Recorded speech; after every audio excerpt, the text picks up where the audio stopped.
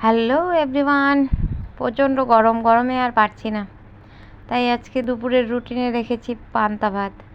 গাছ থেকে তুলে নিলাম কাঁচা লঙ্কা, কাঁচা পেঁয়াজ, সাথে একটু লেবু, সর্ষের তেল, লবণ, লঙ্কা চটকিয়ে ঠান্ডা ফ্রিজের জল দিয়ে ভাত, দারুণ। সাথে নিয়েছি ডিম আমলেট আর নিয়েছি পটল ভাজা। খুব তৃপ্তি করে দুপুরের খাওয়াটা খেলাম। একদম শান্তি হয়ে গেল ভেতরটা ঠান্ডায়।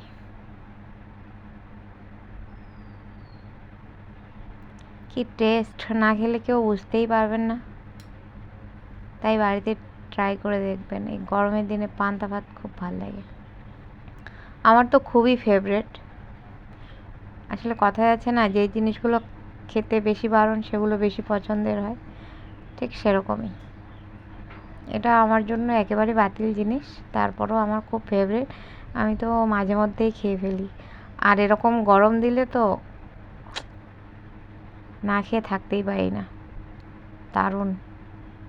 গাছের লঙ্কাটাও দারুণ ঝাল ছিল।